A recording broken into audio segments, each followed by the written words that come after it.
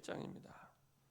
7장 54절부터 60절까지의 말씀입니다. 사도행전 7장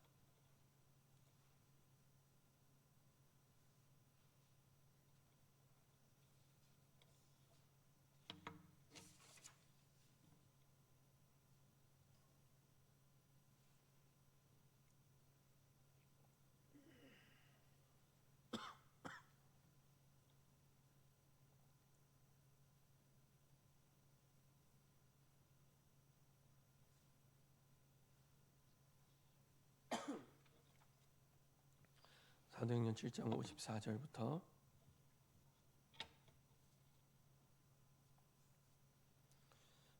60절까지 교독하도록 하겠습니다. 제가 먼저 읽도록 하겠습니다. 그들이 이 말을 듣고 마음에 찔려 그를 향하여 이를 갈거늘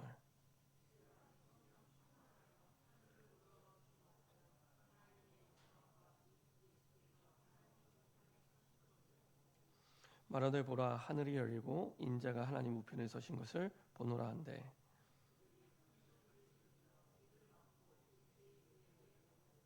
성 밖으로 내치고 돌로 칠세 증인들이 옷을 벗어 사울이라는 청년의 발 앞에 두니라.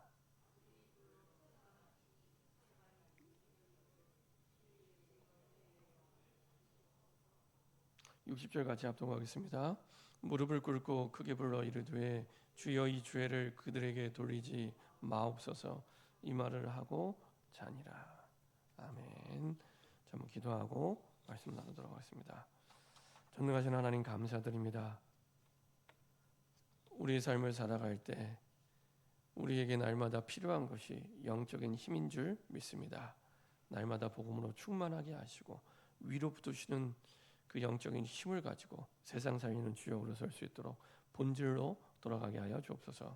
오로지 기도하는 일과 말씀 사역에 우리의 힘을 쓸 수 있도록 우리의 생각 마음을 혼미케 하여 다른 데 힘쓰게 만드는 모든 불신앙과 흑암이 권세 있는 주 예수 그리스도의 이름으로 완전히 결박받고 떠나가게 하시고 우리에게 주신 예수의 이름 그리스도 이름으로 기도하며 주의 권세를 사용하며 만물을 복종케 하는 그 이름의 축복과 응답을 날마다 누리게 하여 주옵소서.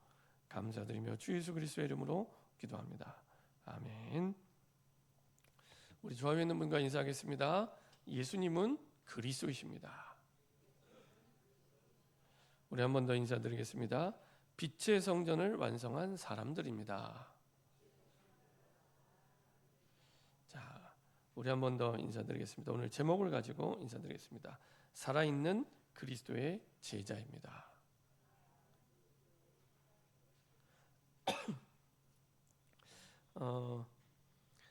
빛의 성전을 완성한 사람들은 어떤 사람들이냐? 완벽한 사람들이 아닙니다. 대단한 사람들이 아닙니다. 문제도 있고 어려움도 있지만 사실은 문제의 겉으로 드러나는 것, 현실을 보고 판단하거나 결정하지 않고 반드시 준비되어 있는 하나님의 영적 사실과 하나님의 계획을 알고 붙잡고 응답을 받는 사람들입니다. 그래서 겉으로 드러난 것이 핵심이 아닙니다. 겉으로 드러난 현실, 겉으로 드러난 상황, 겉으로 드러난 문제, 그것이 문제의 핵심이 아닙니다. 그래서 지난주에 우리가 말씀을 봤죠. 사도행전 6장 1절 헬라파 유대인과 히브리파 유대인들이 구제 문제를 가지고 날마다 구제의 문제, 매일매일 구제를 받았던 것 같아요. 가지고 갈등하게 됩니다. 흔히 이 시대 가장 민감한 이슈가 되는 공정의 문제. 그래서 헬라 말을 하는 유대인, 그야말로 그 외국에 이민 갔다 돌아온 유대인들이죠. 히브리파 유대인은 원래 팔레스타인 지방에 살았던, 원래 이스라엘 땅에 살았던 그 사람들입니다. 근데 주도권을 누가 잡고 있냐? 히브리파 유대인들이 잡고 있는 거예요. 그러니까 날마다 구제에 제외가 되는 거예요. 여기에 대한 불만이 있을 때 사도들이 문제의 원인을 구제에서 찾지 않습니다. 아니, 드러난 문제가 구제인데 문제의 원인을 구제에서 찾지 않습니다. 우리도 현실에서 그럴 때가 많이 있습니다. 여러 가지 많은 드러나 있는 문제, 갈등, 여러 가지 많은 어려움들이 있는데 이거를 드러난 문제만 보고 문제라 생각하면 절대로 그 문제는 풀리지 않습니다. 더 중요한 건 그 문제를 향한 하나님의 뜻이 있는데 하나님의 숨겨진 계획이 있는데 그것을 놓치게 됩니다. 그래서 문제로 포장되어 있는 축복이 있는데 그거를 놓치게 됩니다. 왜? 겉모습만 보고 판단하기 때문에, 겉모습만 보고 결정하기 때문에. 그래서 겉으로 드러난 것이 문제의 핵심이 아닙니다. 그럼 사도들은 문제의 핵심이 원인이 뭐라고 생각했을까요? 사도행전 6장 2절입니다. 하나님의 말씀을 제쳐놓고. 우리는 너무 쉽게 하나님의 말씀을 제쳐놓고 살아갑니다. 그래서 어려운 겁니다. 그래서 힘든 겁니다. 우리는 영혼과 육신과 마음으로 이루어진 존재입니다. 인간은. 근데 영적인 힘이 있어야 마음에 힘이 있고, 마음에 힘이 있어야 우리 육신에 힘이 생기거든요. 근데 그 근본적인 힘, 본질적인 영적인 힘을 놓치니까 모든 것이 문제가 되죠. 헬라파 유대인들이 원망하고 불평하는데요. 보통 우리 주변에 원망하고 불평하는 사람들이 있습니다. 그럼 그렇게 생각하시면 됩니다. 원망하고 불평한다는 것은 이미 내 삶의 에너지가 고갈되어 있는 상태입니다. 바닥이 되어 있는 상태입니다. 그러면 그게 원망으로 불평으로 드러날 수밖에 없습니다. 영적인 힘이 있으면 여유가 생깁니다. 영적인 힘이 있으면 여유가 생기고요. 앞뒤 좌우를 살펴보게 되고요. 그리고 보이지 않는 부분까지 확인하게 됩니다. 다르죠. 그래서 사도들은 하나님의 말씀을 제쳐놓고 우리가 무언가를 하고 있었구나. 하나님의 말씀을 제쳐놓고 이게 근본 원입니다. 제가 옛날에 그 학교 다닐 때, 고등학교 다닐 때 그 유명했던 그 수학을 공부하는 책이 있습니다. 아마 잘 아실 거예요. 수학의 정석. 지금도 공부하는지는 모르겠지만 그 홍성대 씨가 쓴 수학의 정석이라는 책이 있습니다. 학교 교과서는 아닌데 학교 교과서처럼 필수적으로 꼭 수학 공부할 때 봐야 되는 책. 그래서 그때도 이제 학원 다닐 때 대부분의 학원 강사들이 수학의 정석을 가지고 대부분 학원 교재로 삼아서 가르쳤습니다. 우리가 인생을 살다가 문제를 만났을 때 문제 풀이의 정석을 찾을 때 이 사도행전 6장을 찾아보시면 됩니다. 사도행전 6장을 찾아보면 문제를 만났을 때 문제 풀이는 이렇게 하는 거구나. 이대로 하시면 됩니다. 겉으로 드러난 문제에 속지 않고. 두 번째, 하나님의 말씀을 내가 제쳐놓고 살아왔는지, 하나님의 말씀을 제쳐놓고 살아왔는지 확인해 보셔야 됩니다. 제가 그 전도사 때 그 방송실에서 좀 이렇게 방송을 한 3개월 정도 이렇게 했었는데, 전도사인데도 방송실에서 방송에 신경을 쓰다 보니까 말씀이 안 들려요. 예배를 안 드린 게 아니라 예배를 드리는 그 자리에 있었는데 방송실에서 막 그 방송을 조정하고 방송을 이게 그 담임 목사님이 방송이 잘 나와야 된다고 생각을 하다 보니까 거기에 모든 신경을 쓰다 보니까 말씀에 집중이 안 되는 거예요. 그래서 모든 예배 끝나고 나서 다시 예배 드렸어요. 예배 자리에 와 있다고 해서 다 예배 드리고 말씀을 붙잡는 게 아니더라고요. 전도사인데도 우리가 삶을 살아갈 때 하나님의 말씀을 제쳐놨기 때문에, 하나님의 말씀을 제쳐놨다는 얘기는 결론에 말씀드리겠지만 내 모든 생각이 말씀 속에서 나온 생각이 아니에요. 내 모든 판단이 언약 속에서 나온 이 판단이 아니에요. 그러면 다른 걸 판단하고 다른 기준을 붙잡고 다른 선택을 하게 돼요. 그럼 나중에 그런 얘기를 합니다. 나 교회도 열심히 다니고 예수 믿는데 왜 이렇게 내가 어려워? 왜 이렇게 내가 힘들어? 그 원인이 여기에 있습니다. 하나님의 말씀을 제쳐놓고, 이겁니다. 하나님의 말씀을, 어떤 문제가 와도 두 번째로 확인할 거, 하나님의 말씀을 제쳐놓고. 그래서 사도들이 얻은 답이 뭡니까? 사도행전 6장 4절이었죠. 오로지 기도하는 일과 말씀 사역에 힘쓰리라. 오로지 기도하는 일. 그냥 내가 남는 시간에 기도하는 게 아니고요. 깨달은 겁니다. 나의 모든 삶 가운데 생사, 화, 복, 내 모든 일이, 내 모든 문제가 화가 될지 복이 될지는 문제 그 자체에 있는 게 아니라 하나님 손에 있구나. 하나님 손에. 깨달은 겁니다. 우리는 문제 있다고 생각하잖아요. 아닙니다. 하나님 손에 있습니다. 그래서 오로지 인생의 가장 1순위로 기도하는 일과 말씀 사역에 힘쓰리라. 힘을 써야 됩니다. 우리는 힘을 하나님의 말씀을 제쳐두다 보니까 힘을 다른 데 써요. 기도와 말씀 사역에 쓰는 게 아니라 다른 데 힘을 써요. 그래서 진짜로 내가 기도하려고 하면 힘이 안 나는 거예요. 진짜로 내가 말씀 사역을 하려면 이게 힘이 안 나는 겁니다. 그래서 오로지 기도하는 일과 말씀 사역에 힘을 써야 됩니다. 그렇죠? 그랬더니 어떤 분이 또 그런 얘기 하더라고요. 아니 그거는 사도들만의 얘기가 아닙니까? 라고 얘기해요. 아니요. 이거는 사도들만의 얘기가 아니라 기본적인 근본적인 기준을 얘기하는 겁니다. 그래서 사도행전 6장 3절에서 5절에 보면은 이제 구제를 담당할 일꾼을 뽑습니다. 일꾼을 뽑는데 누구를 뽑냐? 일 잘하는 사람을 뽑는 게 아닙니다. 회사에서는 일 잘하는 사람을 뽑잖아요. 근데 주의 일은 좀 다릅니다. 어떤 사람입니까? 믿음 충만, 지혜 충만, 성령 충만한 사람을 뽑습니다. 믿음 충만, 지혜 충만. 이 어떤 믿음입니까? 어떤 믿음? 그리스도를 진짜 믿는 믿음. 그리스도를 진짜 믿는 믿음. 아까 우리 신앙 고백에 나왔던 세 가지를 진짜 믿는 사람입니다. 그리스도만이 하나님 만나는 유일한 길이 되시고, 하나님 만나야 우리 인생 모든 문제가 끝나는데, 하나님 만나는 유일한 길, 내 생명의 길, 나를 구원할 길, 모든 문제에서 빠져나오는 길, 그리스도. 죄와 저주에서 완전히 영원히 단번에 해방시켜 주신 그리스도. 사단을 완전히 이길 거야 미래형이 아닙니다. 이긴 권세를 주신 그리스도. 이 사실을 믿는 그 사람입니다. 그렇죠? 이 사실을 믿는 믿음으로 충만한 사람. 지혜는 어떤 지혜입니까? 사도행전 1장 1절, 3절, 8절에 그 지혜입니다. 진짜 예수가 그리스도심을 믿는 믿음 속에서 나오는 지혜. 내 인생의 사명이 돈 많이 버는 게 아니라 하나님의 나라가 임하는 거구나 라는 것을 아는 지혜.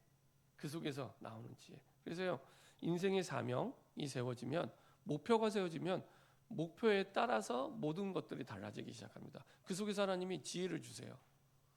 십자가에서 우리 인생 모든 문제를 끝내셨다는 딱 결론과 답을 가지면 그 속에서 지혜를 주세요. 여기에 대한 믿음이었으면 아직도 나는 문제가 안 끝났구나라고 내 생각과 내 기준과 내 경험이 다시 올라오는 인본주의가 시작이 됩니다. 인본주의가.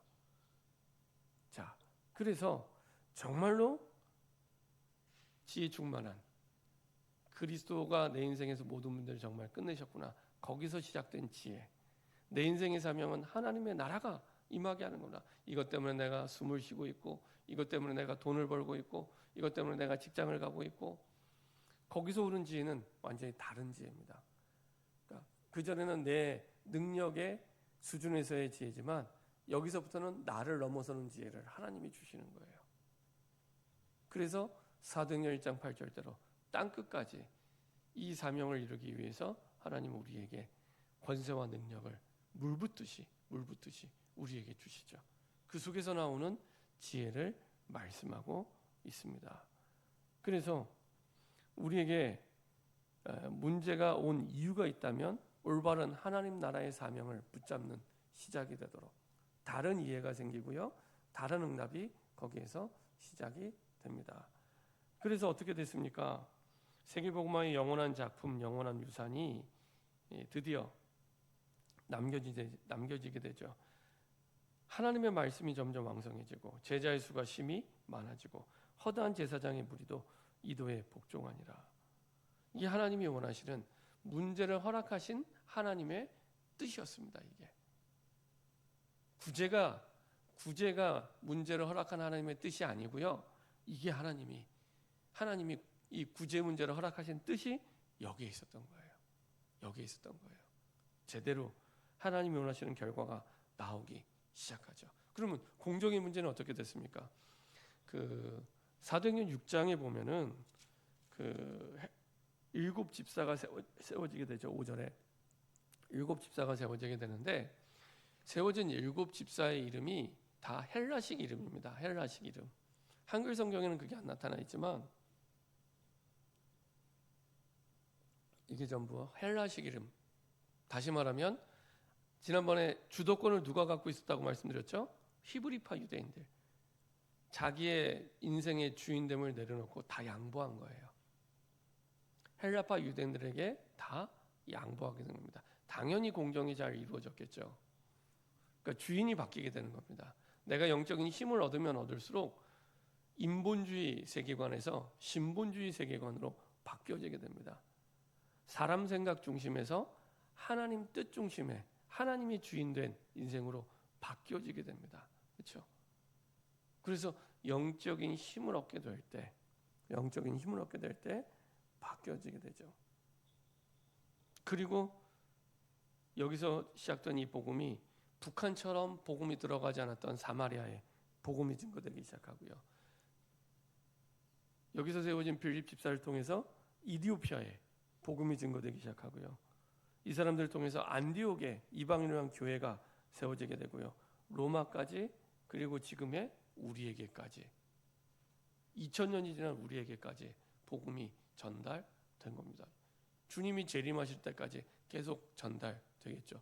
영원한 응답, 영원한 유산이 남겨지게 됩니다.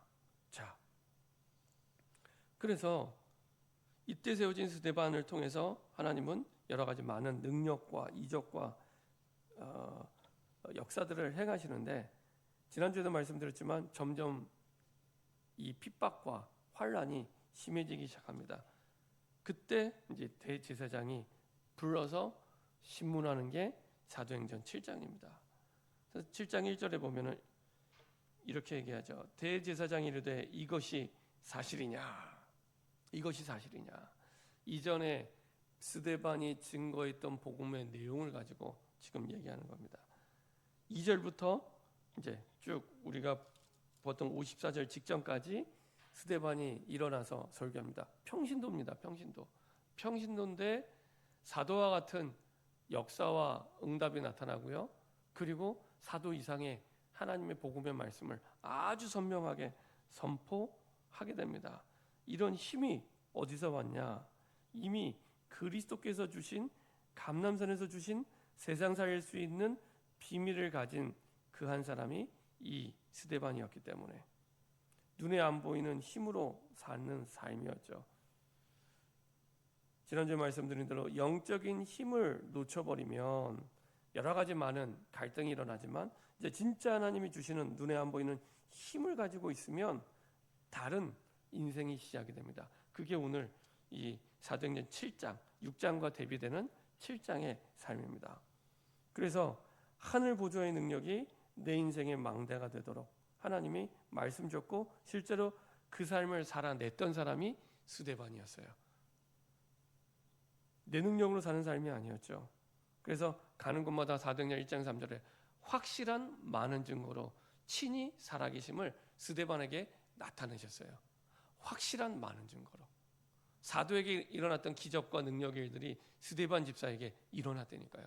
확실한 많은 증거로 친히 살아계심을 나타내셨어요. 그래서 마지막에 스데반이 했던 그 설교의 결론은 예수님이 부활하셔서 지금도 살아계시다는 겁니다. 이게 스데반의 설교의 핵심이었습니다. 그리고 그 망대를 붙잡은 삶이 인생의 여정이 되었습니다. 그게 사도행전 1장 8절이죠. 그래서 사도행전 1장 8절대로 예루살렘과 온 유대와 사마리아 땅 끝까지 이렇게 복음 전하는 삶을 실제로 실현했고요.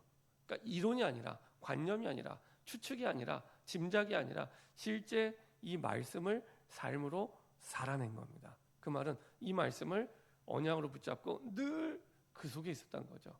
말씀을 삶으로 살아냈죠. 특별 망대를 세우는 이정표. 어떤 특별 망대입니까? 사도행전 2장부터 28장까지 이제는 언약의 이정표를 세우는 그 한 부분을 스데반이 담당하는 겁니다. 스데반을 통해서 이제는 언약의 이정표, 나중에 말씀드리겠지만은 바울이라는 일평생 바울의 인생에 있어서 영향을 줬던 가장 중요한 사람이 누구냐? 스데반.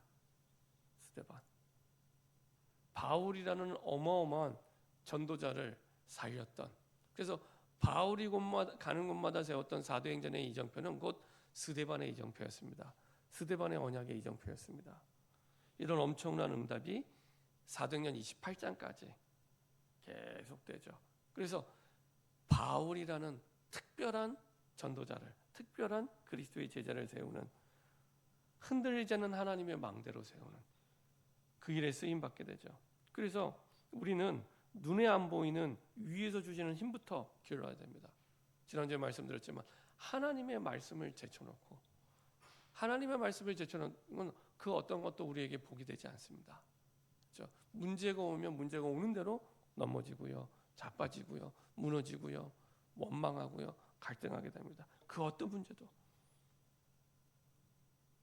그래서 그리스도께서 감람산에서 주신 눈에 안 보이는 하나님의 망대, 감람에서 주신 하나님의 망대라는 것은 내 인생에 주신 하나님의 미션, 하나님의 사명을 얘기합니다. 마가다락방에서 체험한 눈에 안 보이는 능력, 위로부터 주시는 성령 충만의 능력, 이것이 회복될 때 실제로 위에서 주신 힘을 가지고 우리의 직분을 회복할 수 있습니다. 직분, 내게 준 직분, 집사의 직분, 권사의 직분, 장로의 직분, 직분을 회복할 수 있게 됩니다. 그래서 우리 2주 동안 재직 집중훈련을 했는데요, 한 이유가 여기 있습니다.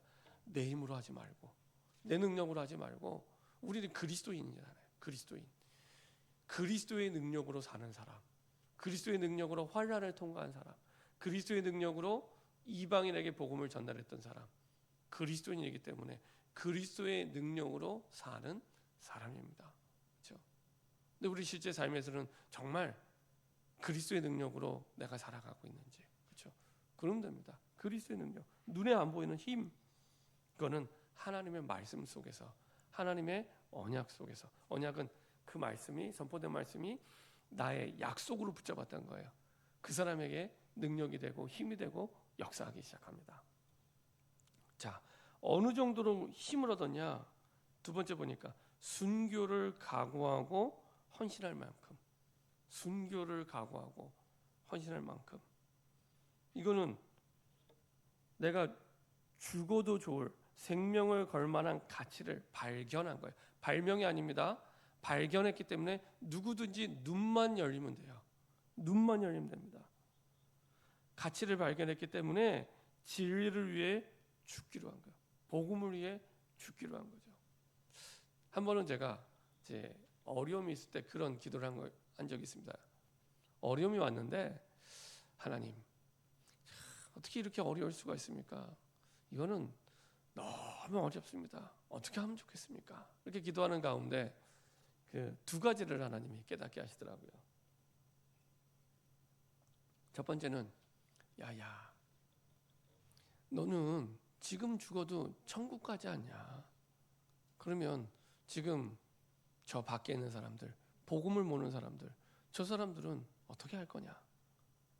그게 이제 첫 번째 떠오르는 생각이었습니다. 아, 어려움이 문제가 아니라 진짜 내가 다른 데 힘쓰고 있구나. 생명을 살려야 되는 거기에 우리의 힘을 써야 되는데 내가 문제를 해결하는데 내 힘을 쓰고 있구나. 그럼 하나님이 해결할 문제인데. 두 번째, 이게 진짜 어려운 문제냐 생각했을 때 성경에 보면은 우리 다니엘 사건 아시죠? 다니엘이 어디 들어갔습니까? 사자굴에 들어갔잖아요. 그래서 한번 생각해 보세요. 사자굴에 들어가는 게 더 어려운 문제인가? 내 문제가 더 어려운 문제인가? 아무리 생각해도 사자굴에 들어가는 게 더 어려운 문제예요. 여기서 보면은 여기 에버랜드 가깝잖아요. 에버랜드 가면은 사자굴 있습니다. 호랑이굴 있습니다. 거기는 사자랑 호랑이랑 같이 살더라고요. 넓게. 제가 사파리에 차 타고 들어갔더니 사자랑 호랑이랑 같이 살아요. 거기에 내가 떨어졌다고 한번 생각을 해보세요. 그게 쉽겠습니까? 아니면 지금 내가 고민하는 문제가 쉽겠습니까? 어느 게 더 어렵겠습니까? 그렇죠? 아무리 생각해도 사자굴에 들어가는 게 훨씬 어려워요. 아, 내 문제가 어려운 게 아니었구나. 그 다니엘의 세 친구는 풀무불에 들어갔잖아요. 용광로에 들어갔잖아요. 용광로. 그 용광로에 들어가는 것과 내 문제와 어느 게 더 어려울까요? 아무리 생각해도 용광로에 들어가는 게 훨씬 어려운 거예요. 그래서 내게 와 있는 문제가 용광로에 들어가는 것에 비하면은 쉬운 문제였구나. 쉬운 문제. 이게 어려운 문제가 아닌데 왜 어렵냐? 영적인 힘이 없이 내가 해결하려고 하니까. 영적인 힘 없이 내가 주인 돼서, 주인도 아닌데 주인 노릇을 하면서 내가 해결하려고 하니 원망과 불평과 갈등과 분노와 이게 일어날 수밖에 없는 거예요.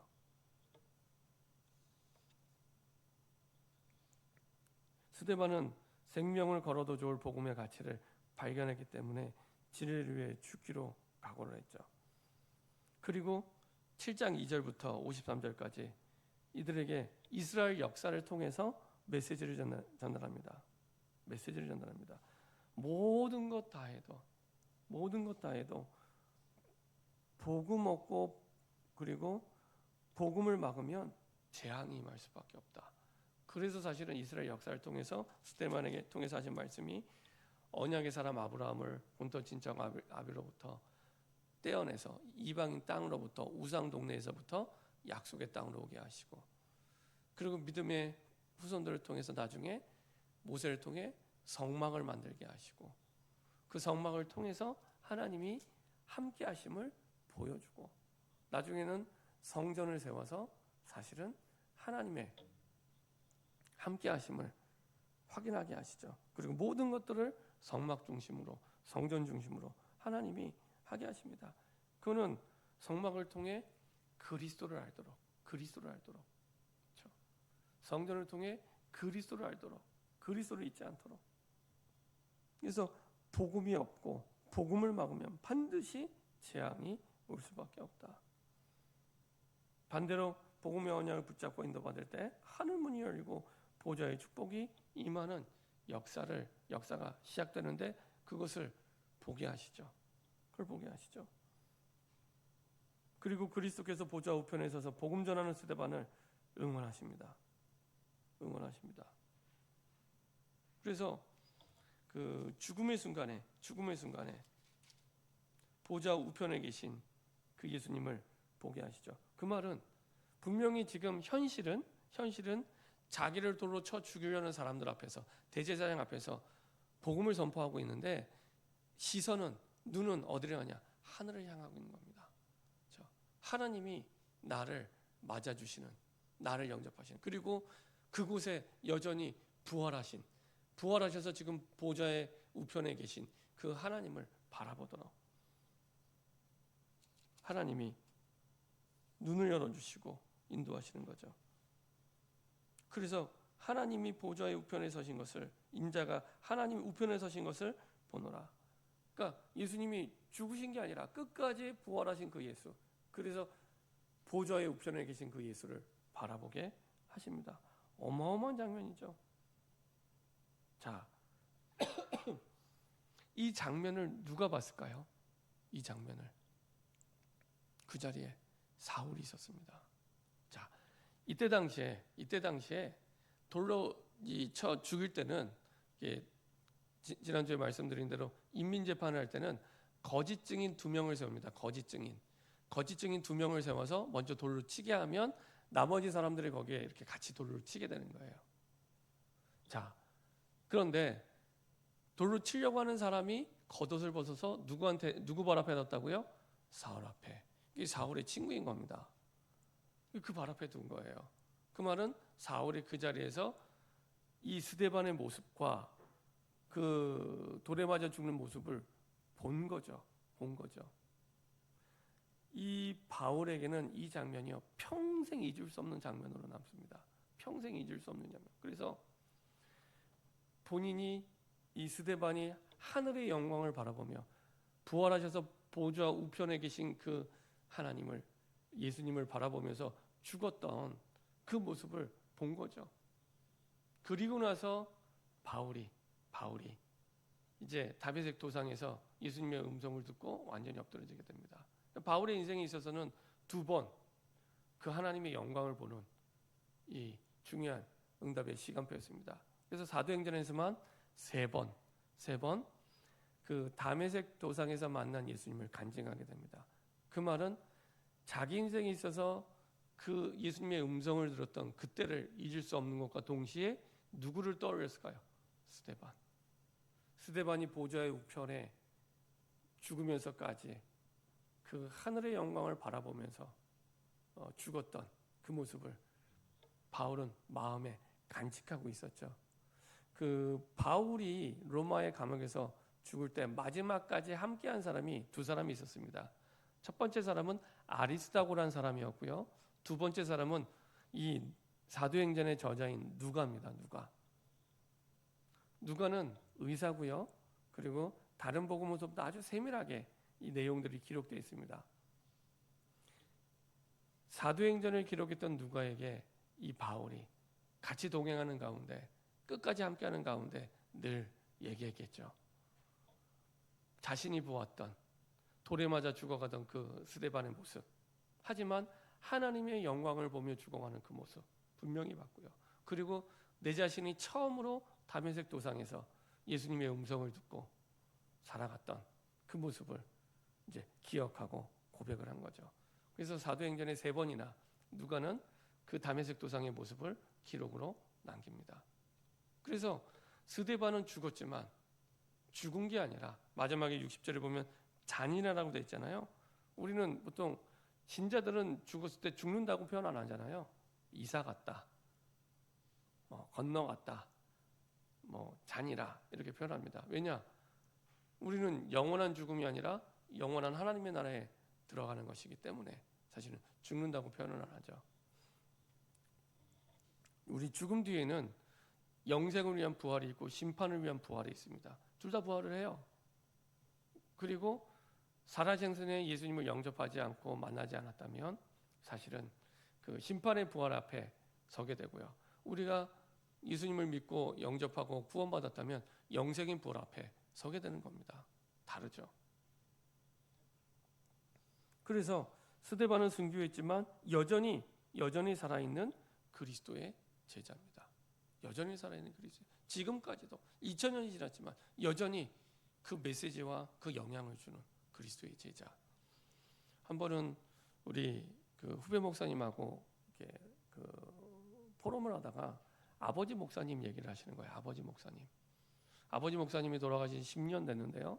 그 돌아가신 아버지 목사님을 얘기하면서 아버지 목사님이 어떻게 목회를 하셨고 어떤 말씀을 하셨고 얘기를 쭉 하는 거예요. 제가 옆에서 듣는데요. 굉장히 은혜가 되고 힘이 되더라고요.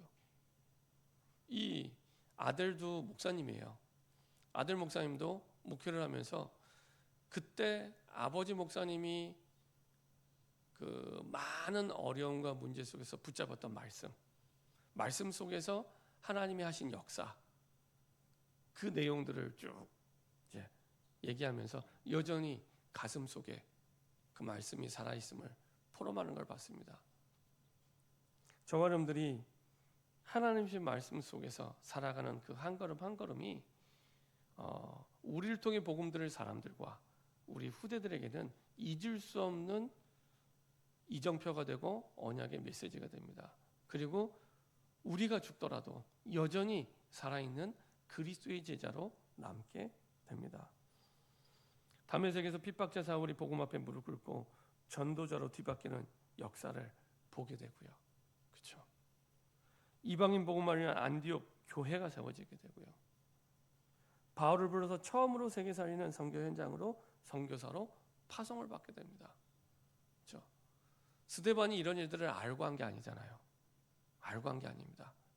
근데 하나님의 놀라운 섭리 속에서 이런 역사 왕답들이 계속 스데반은 죽었지만 계속해서 살아있는 그리스도의 제자로 영향을 주게 되죠.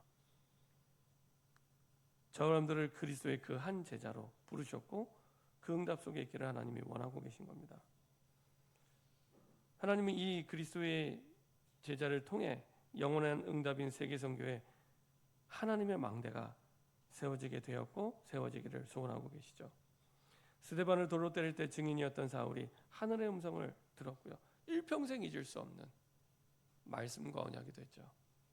전 세계를 향해서 복음의 망대를 세운 바울입니다. 마게도냐로, 소아시아로, 로마로. 그렇죠? 이거는 바울의 응답뿐만 아니라 동시에 스데반의 응답이기도 합니다. 스데반 때문에 이 복음이 한국까지 들어오게 된 거예요. 한국까지. 전혀 복음 모르고 5,000년 역사 가운데 4,900년 살다가 약 100년 전에 이 복음이 들어와 우리에게까지 복음이 증거된 겁니다. 결론입니다. 살아있는 그리스도의 제자로 그 한 사람으로 하나님 저 사람들을 부르셨습니다. 살아있는 그리스도의 제자. 우리가 스데반처럼 우리의 인생과 모든 걸 걸어도 좋을 복음의 가치를 발견할 때 우리는 살아있는 그리스도의 제자의 응답을 누리게 되고 그 한 사람의 응답을 누리게 되고 이 응답은 영원한 응답이 됩니다. 우리가 죽으면 없어지는 응답이 아니라 영원한 응답이 됩니다. 스데반이 죽은 게 아니라 잔이라 이렇게 말씀하셨고요. 스데반의 일로 일어난 바울의 역사는 지금도 2000년이 지난 지금까지도 역사하고 있고요. 진리를 위해 복음을 위해서 생명과 가치를 발견하면 안 될 게 없습니다. 이게 예수를 믿는 믿음으로 사는 삶입니다. 초대교회 사도들과 증인들이 붙잡았던 예수를 믿는 믿음으로 사는 삶, 예수를 아는 삶이 아니고요. 진짜 예수를 그리스도로 믿는 믿음으로 사는 삶. 그 한 사람이 한 팀을 그리고 한 공동체, 세상을 바꾸는 공동체를 세우게 됩니다. 이 사람은 어떤 사람이냐? 언약 24의 삶. 저는 지난주 재직 집중위원 말씀을 들으면서 제 마음에 듣고 은혜 받고 붙잡았던 기도 제목. 저 말씀 증거하는 목사님이 말씀을 붙잡고 말씀을 받을 때 그 언약을 잊지 않고 있구나. 삶의 현장에서. 그리고 그 언약대로 삶을 살아내요. 그 말씀대로 삶을 살아내요. 자기 힘이 아니라 그 말씀을 붙잡을 때, 나의 약속을 붙잡을 때 하나님이 힘 주시거든요. 그러면서 저 목사님의 머릿속에서 언약이 떠나지 않는구나. 언약 24.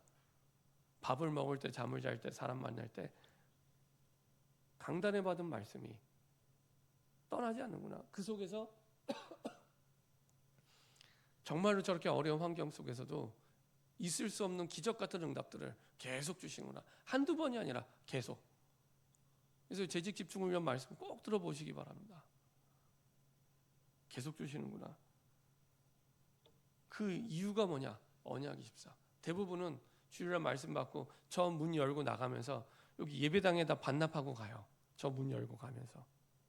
그리고 예배당 들어오면 이제 일주일 있다가 예배당 들어오면 잠깐 생각나는 이 정도인데 예배당 밖을 나가도 내 직장에 있든지 집에 있든지 성전에 있든지 사람을 만났는지 언약을 잊지 않고 그 속에서 나오는 모든 생각, 그 속에서 나오는 모든 마음, 모든 기준 그렇게 말씀으로 삶을, 언약으로 삶을 살아내고 있구나. 그 한 사람이 세상을 바꾸는 사람이 됩니다. 그 사람이요 직장을 살리고 사람을 살리고 가정을 살리고 한 사람으로도 충분합니다. 그 한 사람은요 천인이 만인이 이길 수 없는 한 사람입니다. 이런 응답을 받는 저와 여러분 되길 소원합니다. 기도하겠습니다. 합심해서 한번 기도하겠습니다. 하나님, 단 하루를 살아도 스데반처럼 바울처럼 내 인생을 걸어도 좋을 복음의 가치를 발견하고 살게 하여 주옵소서.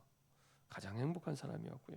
그리고 죽어서도 영원히 살아있는 그리스도의 제자로 남게 하여 주시옵소서. 합심해서 한번 기도하도록 하겠습니다. 전능하신 하나님 감사드립니다. 하나님의 은혜 속에서 우리를 부르시고 인도하심을 감사드립니다. 겉으로 드러난 것에 속지 않고 하나님의 말씀을 제쳐놓고 살았던 우리의 삶을 돌아보며 이제는 하나님 주신 영적인 힘을 가지고 믿음 충만 성령 충만한 아버지 하나님 그 삶 속으로 들어가게 하여 주시옵소서. 우리 삶의 말씀이 점점 왕성해지고 제자의 수가 심히 많아지고 허다한 제사장의 무리가 이도에 복종하는 새로운 시작이 되게 하여 주옵소서. 눈에 보이지 않는 힘이 우리의 능력이 되게 하여 주옵소서. 눈에 보이지 않는 그 힘이 우리의 삶이 되게 하여 주시옵소서.